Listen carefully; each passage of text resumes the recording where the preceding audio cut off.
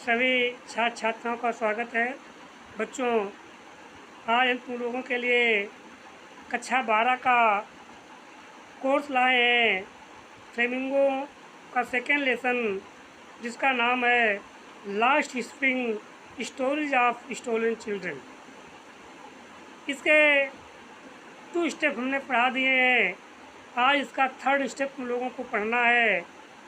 अभी तक तुम लोगों ने इसमें जाना कि लेखक कहता है कई वर्षों के परिचय के बाद इन कबाड़ी बच्चों से मैंने एक प्रश्न किया, तुम लोग जूते क्यों नहीं पहने हो?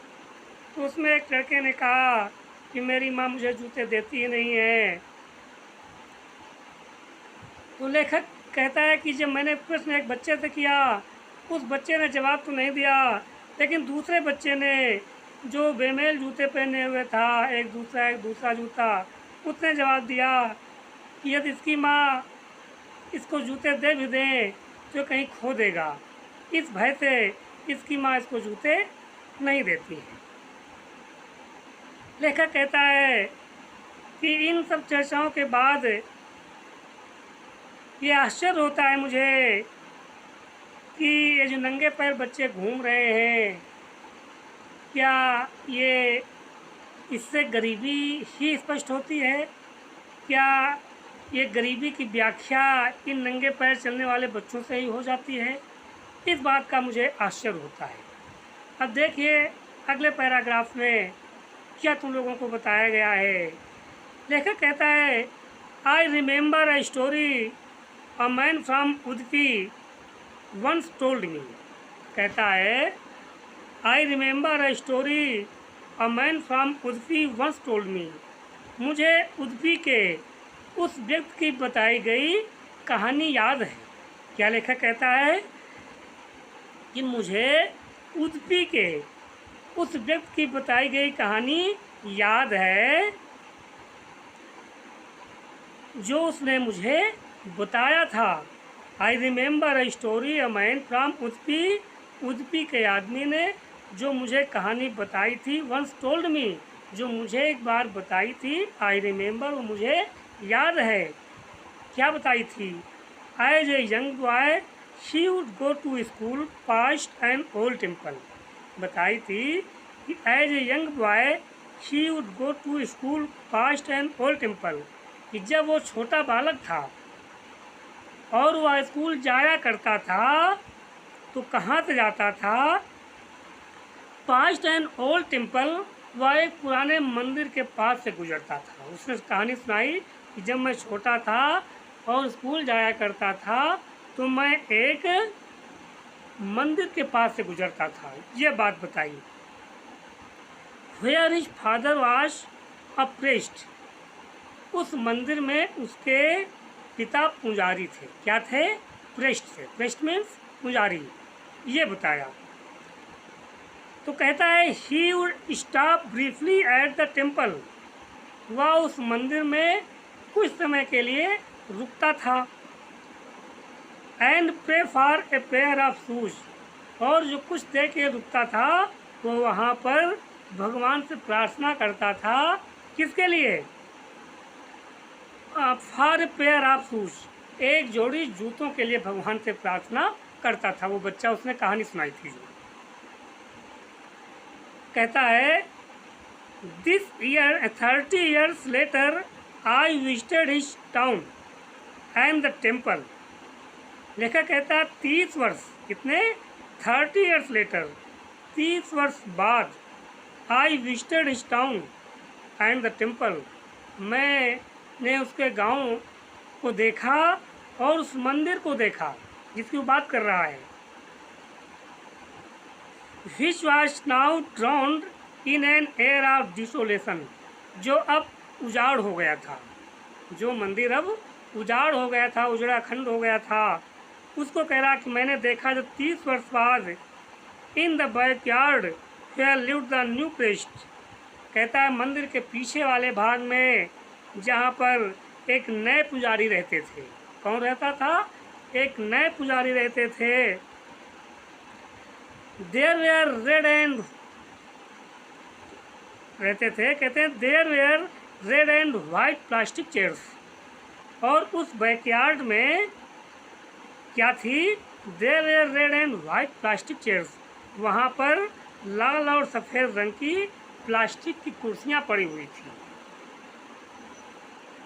A young boy dressed in A grey uniform, क्या होता है कि एक लड़का, यंग बॉय एक छोटा लड़का, dressed in A grey uniform, जो एक स्लेटी रंग के जो कपड़े पहने हुए था, क्या होता है, वियरिंग सॉक्स एंड शूज, जो मोजे भी पहने हुए था और जूते भी पहने हुए था, अराइव्ड पेंटिंग, हाँफता हुआ वहाँ आया, और क्या करता है, and through his school bag on A folding bed, और क्या करता है, अपना स्कूल बैग फोल्डिंग बेड पर ऐसे फेंक देता है, और फेंकने के बाद क्या करता है, लुकिंग एट द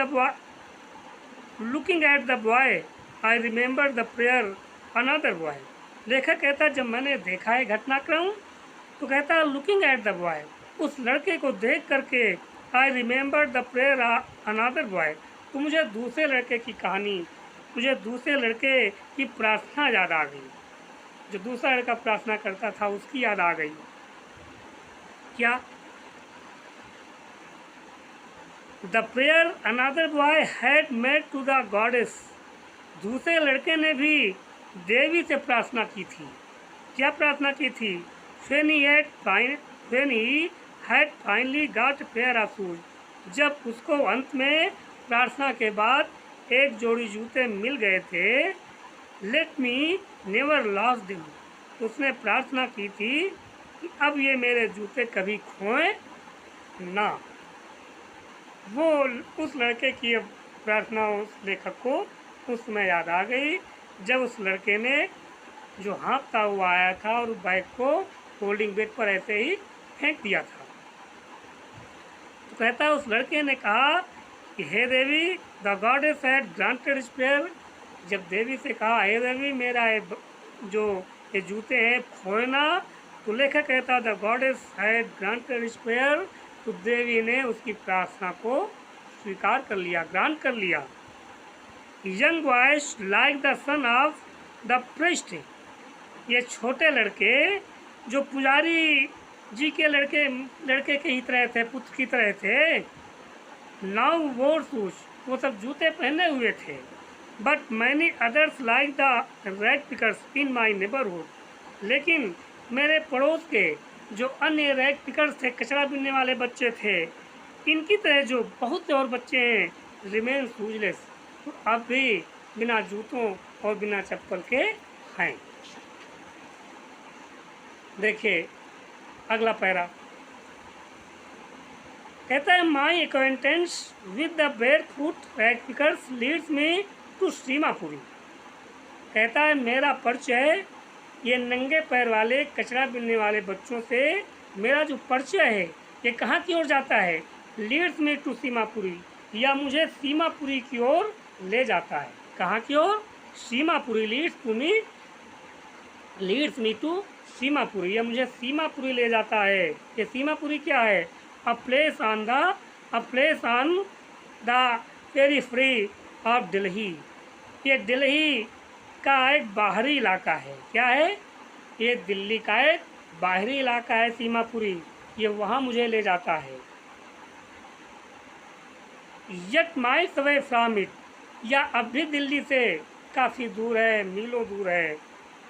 मेटाफोरिकली, कैसे दूर है, ये लाक्षणिक रूप से दिल्ली से भी काफ़ी दूर है। आगे देखिए, those who live here are squatters, लेखक कहता है कि इस सीमापुरी में, दोज हु लिव हियर, इस सीमापुरी में जो लोग रह रहे हैं, आर स्क्वेटर्स, ये भी स्क्वेटर्स ही हैं। भाई स्क्वेटर्स क्या होता है, ये स्क्वेटर्स उसको कहते हैं जो किसी सार्वजनिक भूमि पर अवैध तरीके से कब्जा करके अपना निवास बना लें, उनको हम कहते हैं स्क्वेटर्स। तो लेखक कहता जो लोग इस सीमापुरी में रह रहे हैं दे आर स्क्वेटर्स, ये क्या हैं?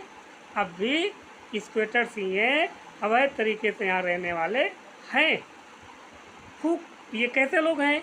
Who came from Bangladesh back in 1971, ये वे लोग हैं जो 1971 में बांग्लादेश से वापस आए थे इंडिया, वो लोग हैं, सीमापुरी में रह रहे हैं। साहेब्स फैमिली शिमंग देम, और साहेब का परिवार उन्हीं में से है। Seemapuri was then wilderness, Seemapuri उस समय उजड़ा हुआ स्थान था, वहाँ पर कोई भी रहता नहीं था, वाइल्डरनेस था, उजड़ा हुआ था। इट स्टिल इज, या अब भी वैसा ही है, but it is no longer empty, लेकिन अब यहाँ ज़्यादा खाली स्थान नहीं बचा है, उजड़ा लेकिन खाली नहीं है। In structures of mud with roof of tin and tarpaulin, divide of sewage, drainage और running water, live 10,000 rag pickers. लेखक कहता है Seemapuri was then in structures of mud, यहाँ क्या है? क्या मिट्टी के कीचड़ के घर बन गए हैं, विद रूफ्स ऑफ टिन, जिनके ऊपर टीन के छप्पर रखे हुए हैं, पटरे रखे हुए हैं, छतें उनकी टीन की हो गई हैं। एंड टारपोलिन, और तिरपाल के लोग अपना घर बनाए हुए हैं। डिवाइड ऑफ सीवेज, ड्रेनेज और रनिंग वाटर, और यहाँ पर जो नालियों की व्यवस्था है, गंदे पानी की व्यवस्था है, ये अभी यहाँ पर कोई नहीं है, सब ये वैसा ही चल रहा, डिवाइड है, यहाँ कमी है इसकी, सब पानी जगह जगह बह रहा है, गंदा पानी।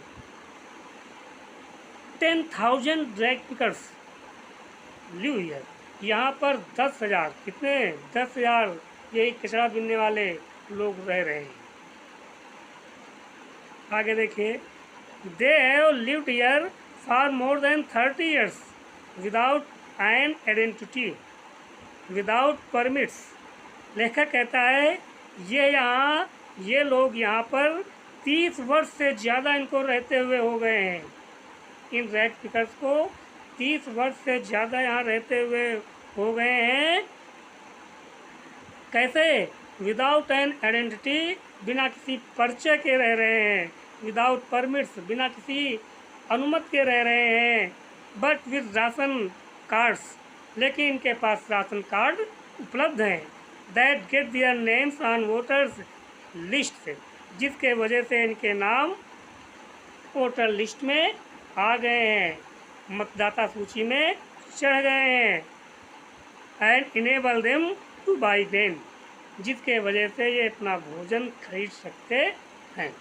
बच्चों लगा लो निशान, ये इतना आपको पढ़ा दिया गया है। तीसरा स्टेप, इसका अगला स्टेप आपको पढ़ाया जाएगा।